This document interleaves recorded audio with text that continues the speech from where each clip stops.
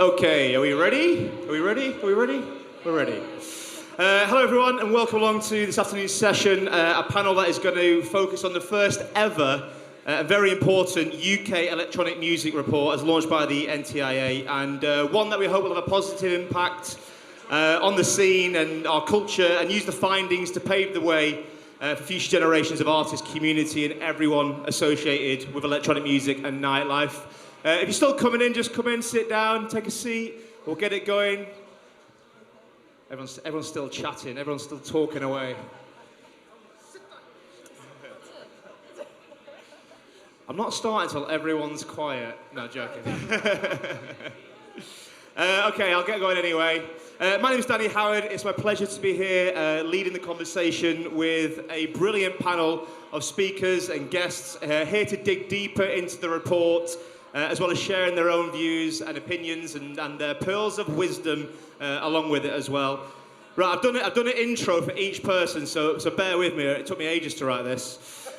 First up, we've got a regular speaker on industry panels, a soldier of the scene, NTIA board member, founder of Global Publicity. We've got Nikki McNeil. Welcome along to the panel. I see, we're getting a bit of interaction going. I love that. Can you be my intro man all the time? All the time, yeah, that's what I do. Next up, this is a good one.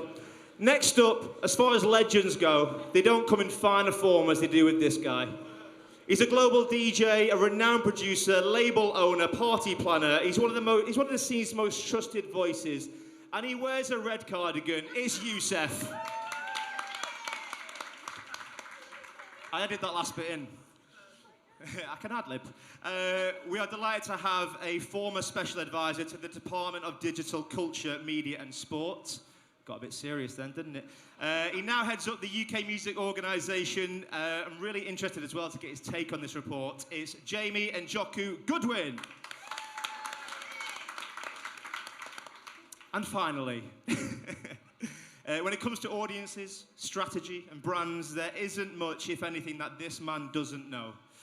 And if he doesn't know it, then it's obviously not worth knowing. He is the man with a plan. He's the person, actually, that put this whole report together. And as a scene, we owe him a lot of hours sleep, I'm guessing. Give it up for David Boyle. Okay, and we're off. David, first of all, congratulations. The report is finally out. How does it feel to unleash the beast? So exciting, especially to see the uptake it's had. Like Radio 1 have been all over it all day. That means the world. Just for context of how deep this goes, how long did this take? Like how many months, years are we talking of research here? Well, there's two different sides to that story. So I'd say about 3 weeks of bloody hard work to put the actual report together. But what, maybe 2 years of foundational work to get there? Well, yeah, I guess me, Nikki, and a whole host of others chipped away trying to gather the information, and obviously you digged a lot deeper than we did and put it all together, so, congratulations, man. Yeah, I'd probably add that it probably kind of came from the pandemic, Obviously, Mike, CEO of the NTIA, is driving force, and bringing us all together. There's been lots of panels and talk about community, so the nighttime economy and electronic music industry community came together, and we realised we didn't have a seat around the table, didn't we, Os? So it was like, what can we do? We're going to need some facts and figures to get them to listen to us, to understand the industry and to move forward. So that's kind of where the report kind of came from.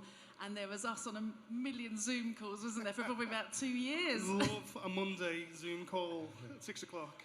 Yeah, all the Zoom calls, but it's amazing to see it come to fruition, and all our hard work, and David as well, putting the facts and figures there. So, we're really hoping that kind of MPs, government and people will kind of stand up and take notice of our amazing industry. Okay, well, let's get into it and find out what it's all about. David, what did you conclude that the impact of electronic music has on the UK economy and culture?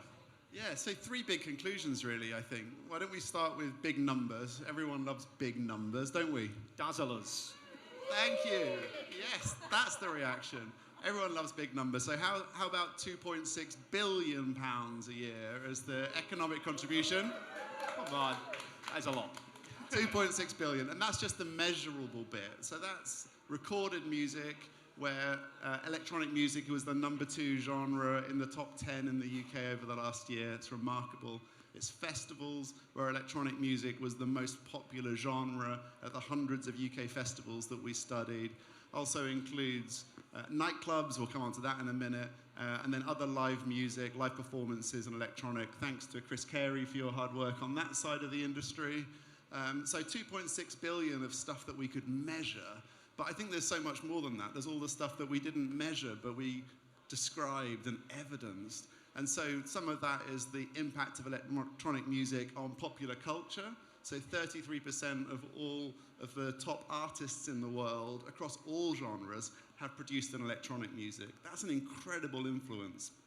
Never mind art, movies, and all that good stuff. We talk about education. We didn't measure the economic benefit of electronic music education. But let's talk about the Lisa Lash's School of Music, taking kids who are at risk of being excluded, maybe even entering lives of crime, inspiring them, giving them hope through electronic music, putting them into careers. That is an incredible contribution to society. And we talk about the evidence around the impact of electronic music on communities, like finding your scene, finding your tribe, and the well-being, happiness, inclusivity that promotes, all really well evidenced with academic papers, but again, not part of that 2.6 billion, so much bigger. And then to end on a downer, because that's who I am, 30% of clubs have closed since the start of the pandemic in the UK. And it's not just the pandemic, that's still happening. I think that's an undercurrent that threatens to undermine the foundations of that 2.6 billion. You can't have 2.6 billion of economic impact next year if you don't have those foundational clubs that give people a start this year. So I think there's a lot to be worried about as well as to celebrate in the report. So let's get into it then. I think let's go over to the live sector clubs. Youssef, you've been putting on events for years, DJing, promoting. You've seen trends come and go, things change. Is, in your opinion, the electronic music scene in a good place right now? And what are your initial thoughts from the report, and how has the scene evolved over the years? So it's like 3 questions in one there. I'll try. I have to say, I think the electronic music scene is in a fantastic place in terms of contribution to like effort for people who want to be involved in it. The amount of like DJs, producers, new labels, small nights, the contribution to kind of get amongst it is never, the appetite for it has never been higher. So with that in mind, you know, to sustain the billions of pounds of income that the industry gets each year, it's a fantastic way to do it. Are there going to be places for people to kind of nurture in the future? Who knows? We just mentioned before this about the difficulties with the venue shutting down, or the ravers, because like I say, the appetite for them to go out and party, that is not going to stop. What's going to happen is obviously there's going to be smaller events, maybe illegal events, where people are going to not have the infrastructure that's required, the safety precautions that are required. So for me, that is a growing concern, actually. Do you think there's a responsibility from the larger operators and bigger events to help support smaller venues and smaller promoters in cities and towns? Being one yourself? Yeah, no, absolutely. I think it's really important to sustain. For example, in our position at Circus in Liverpool, what we try to do is not only support the newer names, the newer DJs. I'll try and mentor the newer producers, but also other promoters in the city. We'll try and support them by almost cash flowing and helping their smaller nights. For example, Soza and Melee and Lauren Lo Sung, their events in Liverpool, we're doing our best to kind of make sure that they are sustained, and it gives an opportunity for newer, wider demographic of DJ names to come to the city. And we're just doing it for literally nothing other than for the city to have a buoyant scene. And it's great for the guys, and then we can kind of all grow and develop together. So I think that's something that most major promoters in each city should be doing as well. Nikki, what challenges does the electronic music industry face? How can they be addressed in terms of, you know, maybe helping smaller clubs stay open, or even getting more venues open as well? Ooh, that's the million-dollar question. That's quite a difficult one, that one. I mean, I guess in the report we've kind of discovered that a lot of it's the regulation. I think we've talked about a lot of these in other panels as well. You know, we've touched on licensing, noise complaints, rent problems. You know, many clubs and venues are still in rent arrears from COVID times, and obviously, you know, the cost margins are difficult with energy. So it's all of those things mounted, you know, and as we said, nightclubs are closing. You know, they are the fabric of our high street and our town centres. You know, we used to travel to those. I mean, still is internal tourism, isn't there? People go to the Warehouse Project, you know, your event, Shindig. You know, there's clubs in Bristol, so people are still travelling internally, so there still is that kind of tourism and club tourism and going to enjoy music, but obviously, you know, we need to continue that. So hopefully the report will kind of shine a light on the things we need and the support we need from the government with regulation, and people were talking about VAT reductions and all these kind of things. So it's just those kind of aspects that will help clubs survive, and hopefully some new venues will open as some have closed. Let's keep our fingers crossed. Jamie, now this report has dropped, 2 or 3 years ago, a lot of people in the industry during lockdown were getting told to retrain, maybe look at an alternative career, which still hurts. But now we've got facts and figures in way of this report. Do you think the government and policymakers will honestly take action and help towards supporting nightlife? So it's the first step towards that. I know during the pandemic there was frustrations from lots of us. You'll have found it, will have found it. You're having conversation with the government saying, we need support here, this is the situation we're facing, and they'd be saying, what's the data? They'd be dealing with all these kind of government departments like Treasury and DCMS, and they'd be wanting hard data and stuff. And there's stuff you could give them, but there wasn't really enough. And I think it was something that really got brought home during the pandemic, which was we need to be getting more data. We need to be looking at exactly what the economic impact is, where the challenges are. And so this report, I think, is fantastic in the sense it gives us something to be able to be going to government with, not just actually on the economic contribution level, but where the challenges are. And I mean, reading through it in the last couple of days has been incredible, David. I think it's a fantastic piece of work because you really do see the huge economic contribution, but then also, as you say, it's not just about the economics. And it's something I think lots of us probably saw and learned during the pandemic. I like to say you never really truly appreciate something until it's gone. And during the pandemic, we saw what it was like to not have a live music industry. We saw what it was like to not have these sort of nights out, not have these sort of experiences. And we probably realised just how much we probably took it for granted, but just how important it was. It's amazing going around the country and speaking to taxi drivers who say when there weren't concerts, when there weren't gigs, I wasn't having business. You speak to restaurants that were saying people weren't coming out, people weren't being driven out. So I think having this data set that can enable us to go to government and say, this is how important this sector is, this is just how many opportunities and positive benefits it does bring, and it brings across the whole of the country. There's lots of sectors that are quite either London focused or very geographically focused. One of the things that I kind of do really like about this report is it shows all these amazing things that are happening across the whole of the country, and actually having that positive narrative, that positive data set that we can go to ministers with, to officials with, to MPs with, and say you need to be championing our sector because look at all these benefits it has, but also look at the challenges it's facing coming down the track, I think puts us in a much stronger position to make that case. Actually, I could just jump in there because I just forgot something. I should probably give a shout out to all the nighttime economy advisors, which obviously have been a go-between, you know, championing our sector within their regions. Obviously, we had Amy Lamy speak this morning for London. Sasha Lord, I'm not sure if he's still here, but he's obviously done a lot of good work in Manchester, been very vocal on everything. And then Carly Heath in Bristol.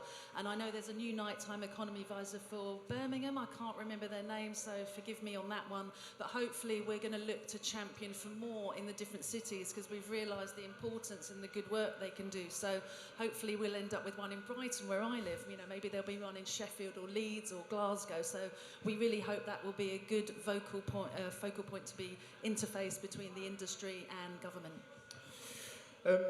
David, you did a case study in Bristol for this report, right? Is that me? Why did you choose Bristol, and what were the findings there? What were the highlights from going there? Well, like all good case studies, they come from the data, of course. No, only joking. Was talking to Carly, and she told me this incredible story in Bristol about how they've bucked the trend and have grown the number of clubs when the rest of the country has declined. So then I felt like an idiot, and I checked the data and found that it was true in the data as well, and I should have spotted it. So the data says that's happened. Carly's got this incredible story, but it's about what we've been talking about, which is there's an ecosystem in Bristol. There's small venues and big venues. There's technology pushing the boundaries of what a club is, with virtual reality and live streaming everything. There's elder artists supporting the younger artists as they come through. And there's zoning regulations, which mean clubs can be all different districts instead of squashing them all into the commercial centre, you know, and putting pressure on that part of town. So it just feels like a well-rounded, healthy, vibrant culture ecosystem. And I think there's probably a lot we can all learn from that. Is there anything that you found in Bristol that other towns and cities could be doing? Because, like you said, it seems to have its own little ecosystem. Is it down to big student population or rich heritage or what? Because I think a lot of towns, especially in the north of England, are suffering because they haven't got the venue. So, you know, maybe a producer or a DJ or an artist who wants somewhere to go and perform, they haven't got the luxury of somewhere like Bristol. And what can be done to try and facilitate that, do you think? Yeah, I mean, I think the first step would be recognizing that it is an ecosystem and it's not one size fits all. It's not one model suits everybody, and it's not one type of business or type of thing. Carly talks about the need for experimentation, allowing somebody to do something at a small budget, in a small space, helping them. And if it fails, that's okay, move on to the next thing. Maybe it will work, maybe it won't. And so, again, I think it's just about understanding that vibrancy and creativity is needed, and that you need to give people spaces and opportunities and budgets and time. And yeah, a big student population definitely helps, but let's help each other, let's support each other, and let's not just try and impose certain models on the world. You mentioned government there, NTIA. I'm assuming you might have a good answer for this, but what steps do you think the government could take to support growth within the UK, within electronic music? I think I need Mike for that one. Mike, help me. I mean, I'm not an economics expert, but obviously, you know, we've all worked hard on the report, and, you know, we've seen the passion that everyone's put into their events. But I think I touched on some of them earlier with the regulation issue, you know, and the noise problems, and just understanding the industry more and how they can support. Because with growth, I did mention high streets before, and obviously, you know, high streets, you know, nightclubs and, you know, are the fabric, you know, of our high streets, and high streets are declining. So we need to find a way to, you know, create those experiences, create those venues in the cities to get them thriving again. So I'm guessing it is probably to do with planning, rates. Not sure that's the proper answer, but something along those lines. Yeah, I mean, again, it's still, I think planning is definitely a good example. It still blows my mind that someone can move in next door to a nightclub and then have any leg to stand on by complaining about noise. Like, it's just bonkers. But again, I think a lot of the proposals you've got to come through with make a lot of sense. Again, the point about a nighttime advisor across the whole of the UK. We've got some fantastic nighttime advisors in individual cities. I think you talk about Sasha, Amy, people who've driven real progress in cities. Actually, I think the idea that something for the whole of the country that can actually draw together lots of this work and drive change across the whole of the country is a great idea. I mean, we've also got a whole lot of other challenges coming down to the tracks, in particular energy bills and the rising cost of energy, which a lot of businesses across the sector are seeing huge challenges with, but particularly nightclubs. And I think this point that David's saying, we've already lost 30% of nightclubs, 365 nightclubs since the start of the pandemic. And it's one of the things that really is so stark about this report. It's a report of two halves. That's an obvious thing to say. But in the sense that the first half, it's so positive. It's all these huge, fantastic, positive benefits that we see from this sector. And the second half seems to be this much more, but we're not going to have it forever if we don't take action. You mentioned that. Can I just jump in that? But also, I have to say that there's never been a time with more interesting venues nationwide, and they are discovered and enhanced and used and developed by the DJs, promoters, and the ravers, and they want something new that isn't on the high street anymore.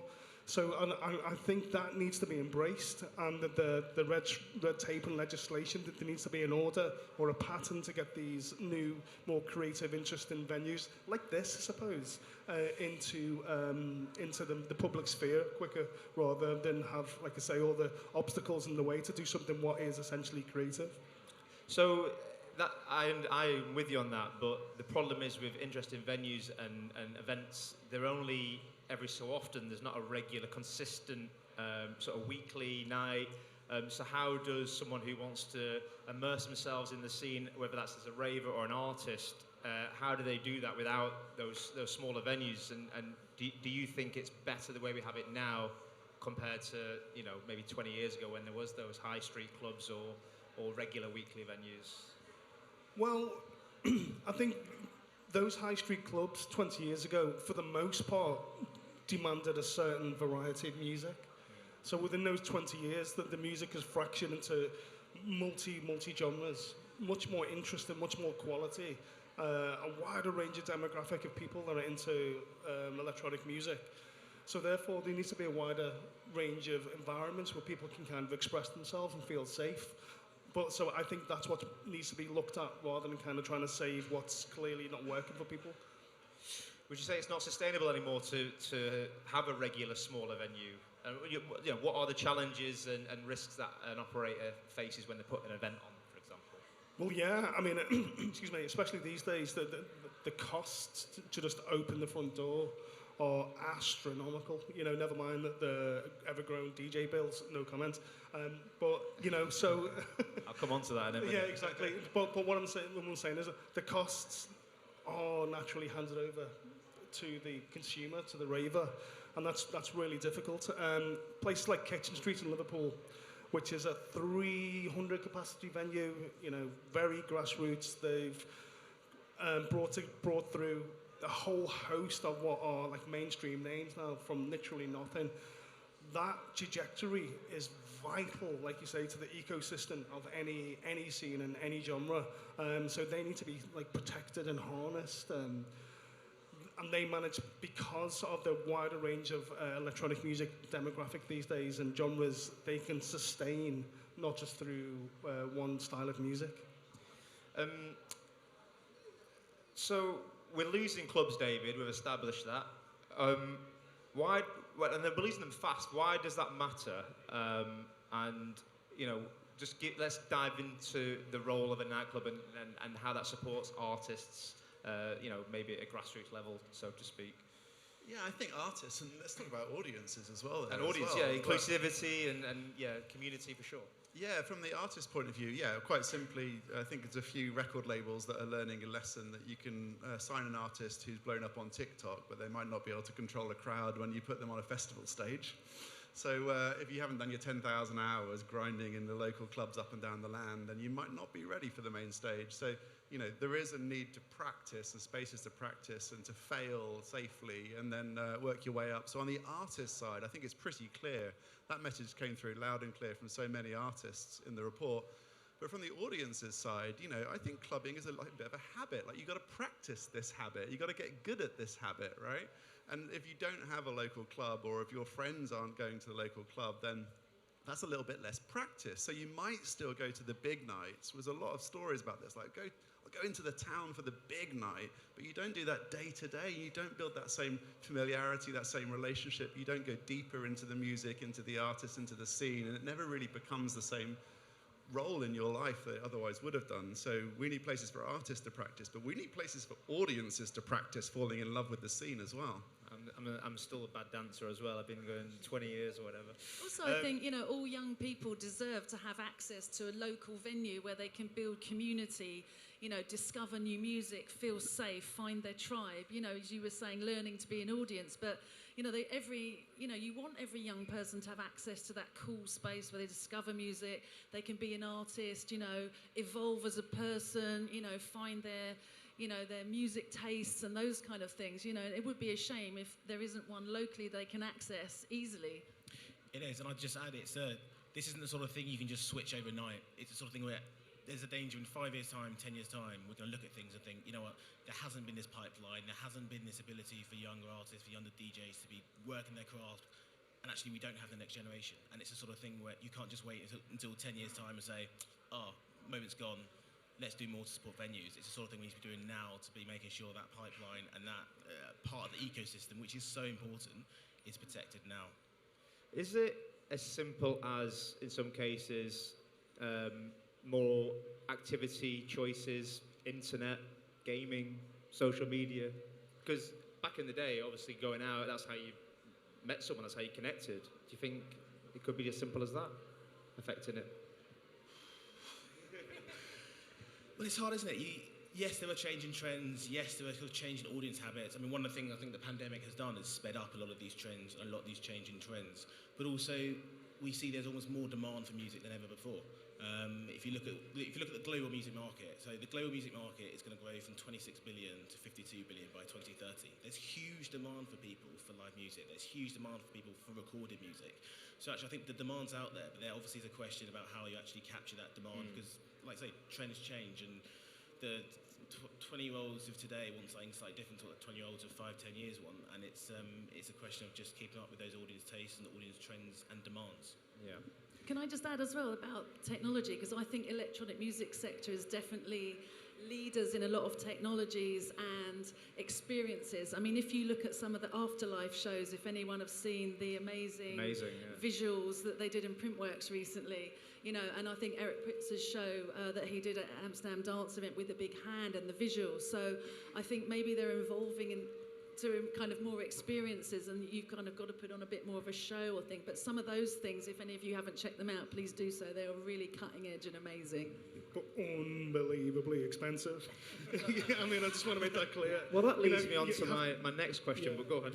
Do you want me to go? No, I was just going to say, you know, the Afterlife show, it's the amount of money and effort to have that one moment, one track per set, and it's incredibly creative. But man, yeah. That's justifiable, and I think a lot of headline DJs or artists who are commanding huge fees these days. My question is, I guess, is aimed at you because you're the promoter here. But do you think there's an element of greed to blame at the top, and should people at the top, I'm talking about agents specifically. Sorry if there is any in the room, should be held accountable and do their bit to not take all the gold, if you will, and make sure there is enough budget left to support up-and-coming artists. And do you find that when you're booking talent? I love the agents. I feel like I've opened a can of worms a little bit. We're both DJs, obviously. In fairness, I have to say, you know, obviously when the DJs get to a certain level, if they are selling, you know, for every pound that they cost, if they're bringing in two, I think that's okay. Yeah. And I have to say that, in fairness, also when these major names come in and they are able to sell the venue on their own, they generally have the label artists as the support, which gives them the platform to kind of come through. So if anything, I think it's expensive, yes, but in some ways it's fair sometimes, and sometimes helpful for newer names, because it's a safer bet. If DJ Big Balls is at the top and he's got his new person coming through, it's all good. Do you think there's more longevity for an artist if you're not charging crazy amounts, or do you think, you know, that's their opportunity, like with a footballer maybe, to earn their living? You know, it's hard because, again, I think the football analogy is a good one, because if you don't go to play for Liverpool, you're going to play for Man United. So there is that competitiveness with the economics of it all, but there is a ceiling, and obviously it gets to a point with the year that there's only 30 or maybe 40 names in the whole world that are going to fill a venue of our size, so to speak. And then there's hundreds of amazing gigs around the world, so it's hard to get them in because of scheduling rather than economics. We've only got like 10 minutes left, so I want to touch on music education in the report. I mean, it's an obvious question, but I'm going to say, how important is music education for the future of the scene? And what were your findings on that? Yeah, well, I think that the first place I think of is, like, there's all these kids out there who don't want to wear a suit and go to an office every day. And those kids don't feel at home in lots of the regular lessons, lots of the regular careers advice, and lots of the regular scenes that they're exposed to. And so for kids who are creative or mischievous, or, you know, have something, a little bit of spark to them, this is something that they can gravitate to. This is something that they can apply their creativity to and be a bit naughty, mischievous and adventurous in. And so whether it's on the production side, which is the obvious bit, or it could be on lighting, or it could be on promoting, or it could be on anything else. But this is an area where you can apply yourself if you don't fit in the real world. And in a time when there's more mental health crises than ever before, and there's the economy's in trouble, don't we want to be giving people creative ways to express themselves and find their groove and make a career? So for me, that's the heart of what we're talking about here. But there are vast numbers of schools in the UK, vast numbers of professional adult education classes as well, that teach electronic music. So the economic impact of that alone is huge, never mind what each of those people go on to do in their careers and the parties they organise and the lives that they touch. So huge. Yeah. By the way, before I've got 10 minutes left, I'm going to give, I don't know if you do this on the other panels, but I'm going to give the opportunity if anyone has a question in the last 5 minutes. So I'm just letting you know now, if you think of something, the last 5 minutes is your time. Right, Jamie, we've been talking about it for the last half an hour or so. Everyone can picture electronic music's impact in terms of clubs and festivals.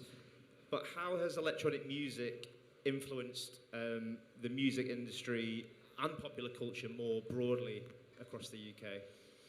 I think hugely. I think if you just look at what's happened in the industry over the last 20 years, the other genres it's been sort of overtaken. It's sort of gone from almost being one bit of the industry, almost quite niche, people would have said like 15, 20 years ago, to actually a really, not just dominant part of the industry, but also really demonstrating its influence on all other bits of the industry as well. I think we've used this word a lot of times today. Ecosystem is the one that always comes up. And you see that when one bit of the industry suffers, the rest of the industry suffers just as much. So I think its influence has been huge on the industry as a whole, and it's one of the reasons why, as an industry, we're seeing it as such an important emerging part of the sector and something we all need to be doing more to support. I've got one big question for each of you before we go to the crowd. In your opinion, this is for each of you. I don't know who wants to start this. In your opinion, what is the one thing that you'd like to see changed for the benefit of moving electronic music forward? What, like, in each of your opinions. So, one thing I need off each of you. I can start and give you guys a second. For me, it's about understanding and recognition, and it's as simple as that. I would like the government to come down and talk to venue owners and promoters and read the report and just say, look, I hear you, and I appreciate you. And then I think good things will flow from that. But if we don't understand each other, if we don't speak the same language, then nothing's going to happen. So just understanding and listening. Okay. I've got one. I'll be a bit more controversial. You like it? Get comfy. Well, as I've found out working with the NTIA and promoting a lot of these things, obviously there are some artists that are very willing to speak up and give a quote or a comment to help broaden the message and use their platform to support the industry that they're part of. The amount of artist managers we may go to and ask for an artist comment or support, and we either get ignored or a no, I'd love to see that change. I would love artist managers to see the value in artists speaking up or promote or supporting the scene that they've been in. I won't mention names, but I'm sure they probably know the people I've approached. But I just find it very frustrating when they could help amplify the message for the whole sector. So big up to Jos and Danny, who always have been supporting from the start, and I wish more of them would speak up. So if there's any artist managers in the room now, shame on you. That's good. I would echo everything you said on the value of the industry and government actually recognise it. In terms of specific, I'd say sort of deregulation. This feels like a sector that is deregulation. This feels like a sector that is often over-regulated. The constraints in terms of licensing, in terms of planning, just seem to be so burdensome, particularly on venues. And you feel particularly at a time when they're trying to recover, when they're trying to bounce back from the pandemic. Look, it shouldn't be for government or local authorities to be saying what music should be performed, what sort of venue should be succeeding. Actually, this is an innovative sector that's always succeeded when it's allowed to do its own thing. And I think some of the regulatory burden on the sector as a whole is too much and should be loosened. So you just mentioned something then that I want to go to David for. Obviously, we've seen a third of 30% just under of clubs closed since the start of the pandemic. Is it over, or are we going to see more, do you think? No, it's definitely not over. Licensed premises are in trouble in the UK overall, and clubs are closing faster than any other type of licensed premise. So we're still closing clubs faster than we're closing any other type of like late night entertainment. That's a huge problem. So not at the same rates as the pandemic, but it's still pretty bad. Yeah. Sorry, Yoss, back to your one thing. Thought I wanted to get away with it. Well, you got away with it? I would just like people to just recognise it's okay to do a fun job. Just because it's fun doesn't mean it's not a serious business. You know, so people, the authorities, the police, the government, and everything, just because it's fun and it's interesting and it's creative, it doesn't mean it's not kind of legitimately seasoned, economic, stable business. Have we got any questions from anyone in the room before we conclude? Sorry? No rude questions. At the front? Just whether or not there's I'll repeat it if you tell me. ambassadors out there, like high-profile UK artists that could be flying the flag for the report when you've got people on board that really push this out at top level. So what's the question, sorry? Is that something that you've considered as part of the launch? Have we considered getting more high-profile artists and people in the industry and to make awareness of the report? Yes, Okay. please. Yeah, It's not through the one to try and, is it? It's not through the one to try and. You said it's not through the one to try. Well, yeah, we of course we ask lots of people all the time. We'd love you to comment. We'd love you to support. Even for the Let Us Dance campaign we did, you know, trying to get support and comments sometimes is like getting a blood out of a stone, you know. And I just don't understand why. So I'd love to know. But it's one of the things that I think we're trying to do across the industry a bit more broadly. Not just trying to get the industry to be championing it, but actually whole other sectors as well. So music industry comes out and says that sort of electronic music is important. You'd almost expect that. Actually, like hospitality sector should be saying how important this sector is because it has a positive knock-on on them. You want local authorities to be coming out and saying, actually, we really recognise the huge value this has got. I think we're starting to see that, but again, it's something that we're wanting to be doing even more of to, as you were saying, and Yusuf as well, you too, like championing this and winning this argument for the importance of the sector, which I think goes beyond just the sector itself. To the defence of some of the artists out there, though, I can't count the number of times I've been told by a manager or somebody else the artist is not interested in that. And you bump into the artist at a gig and they're like, oh my God, that's amazing, I'd love to help. So I'm not sure it's the artists who don't want to help. I think there's something blocking that. It's always the manager. I saw a hand over there.